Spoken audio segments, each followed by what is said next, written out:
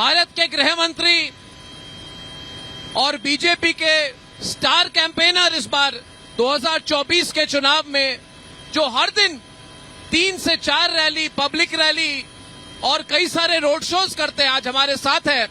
आज हम उनके साथ कर्नाटक से लेके आंध्रा, तेलंगाना और उसके बाद पश्चिम बंगाल में हमारी जो पूरी ट्रैवल है उसको एंड करेंगे। अमित शाह जी, बहुत बहुत धन्यवाद। इस बार चुनाव में हर दिन आप 3 से 4 रैली कर रहे हैं, हर राज्य में आप जा चुके हैं। जो माहौल क्या दिख रहा है आपको 2024 में ग्राउंड पर?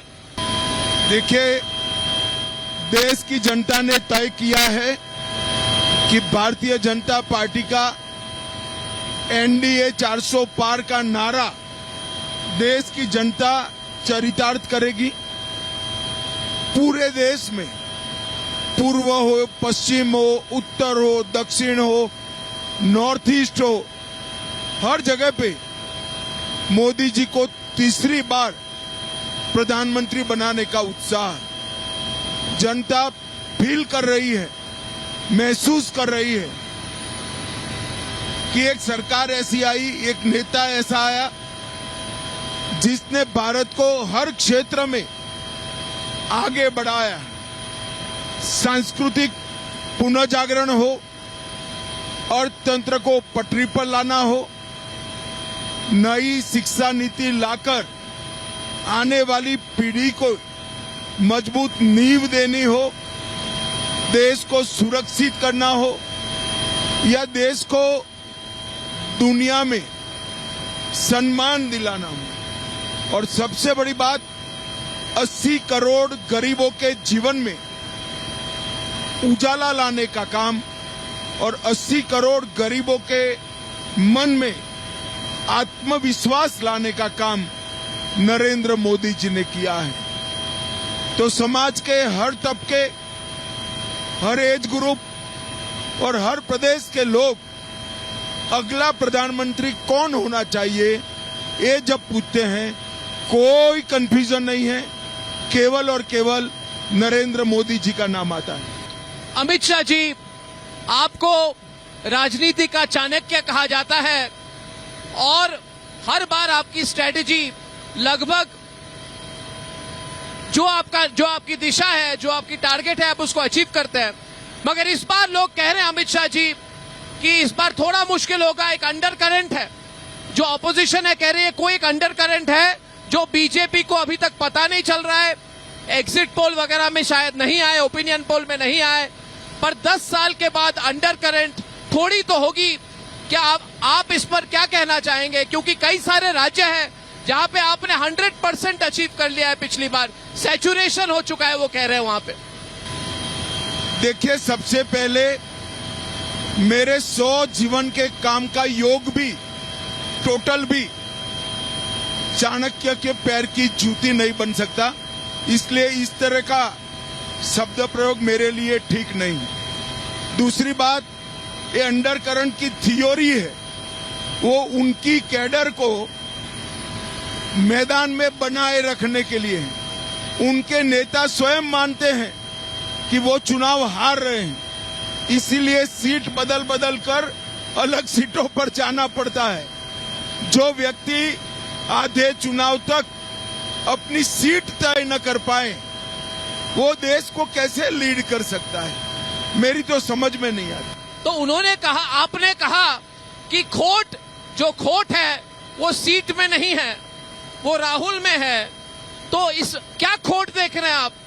देखिए जी, किसी भी राष्ट्रीय स्तर के नेता के लिए इस तरह की मीमांसा करना मेरे लिए ठीक नहीं है, परंतु राहुल गांधी बड़े बहुमत के साथ चुनाव हार रहे हैं, ये मैं सार्वजनिक रूप से कहते हुए जरा भी झिझक महसूस नहीं करूं।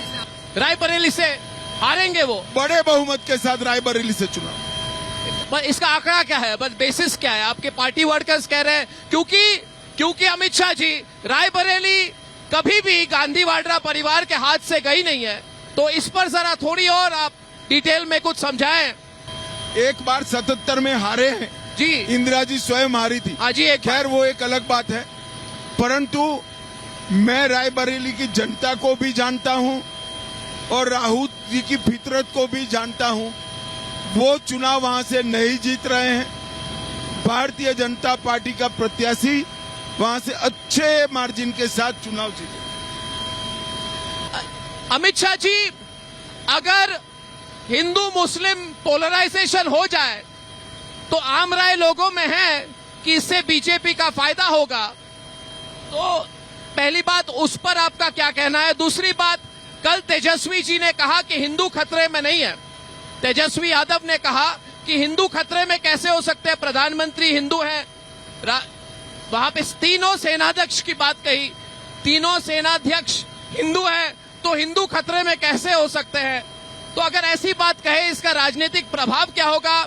और ऐसी बातें क्यों कही जा रही है जब आम राय है कि अगर पोलराइजेशन हो जाए तो इससे भारतीय जनता पार्टी को फायदा होगा? देखिए, पोलराइजेशन नहीं होना चाहिए, मगर जब आप आपके चुनाव घोषणा पत्र में लेकर आओगे कि इस देश में पर्सनल लॉ को हम वापस लाएंगे, तो ऑटोमेटिकली पोलराइजेशन होगा। अगर आप लेकर आओगे कि धारा 370 वापस लाएंगे, ट्रिपल तलाक वापस लाएंगे, आप अगर वोट बैंक की पॉलिटिक्स करते हो, आप राम मंदिर के प्राण प्रतिष्ठा में नहीं जाओगे वोट बैंक के डर से, पोलराइजेशन करने के लिए, तो दूसरी और भी पोलराइजेशन होगा। और मैं मानता हूं कि कांग्रेस चुनाव पोलराइज करना चाहती है, कम से कम 8-10% वोट तो सुनिश्चित कर ले, वो उनका थ्योरी लगता है। कांग्रेस पोलराइज करने की कोशिश कर रही है या फिर आप उन विषयों पर फोकस कर रहे हैं? देखिए, एक बात बताइए अर्णव जी, कांग्रेस पार्टी अपने घोषणा पत्र में पर्सनल लॉ वापस लाने की बात करेगी, तो हमें ये उठाना चाहिए या नहीं उठाना चाहिए? ये हमारा राजनीतिक पक्ष से नाते दायित्व है कि जनता को हम बताएं कि अगर आएंगे तो ये देश सरिया के आधार पर चलाएंगे। क्या कहना चाहती है कांग्रेस पार्टी? पर्सनल लॉ एक पंथ निरपेक्ष देश के अंदर किस प्रकार से आ सकता है? अभी जहां पर आप जा रहे हैं, जहां पे आप कहेंगे ऐसी बातें आप जब उठाते हैं, तो अमित शाह जी, आपको जितने लोग हैं बहुत सालों से देख रहे हैं, कैसा फीडबैक लग रहा है आपको ऐसे मुद्दों पर जब आप कहते हैं? देखिए, पहले आपकी बात सरासर गलत है कि हम उठा रहे हैं। अगर कांग्रेस पार्टी अपने घोषणा पत्र में न रखती तो हम उठा सकते थे क्या? तो मूल चीज उन्होंने अपने घोषणा पत्र में पोलराइजेशन करने के लिए इसको रखा है। हमें उठाना स्वाभाविक है।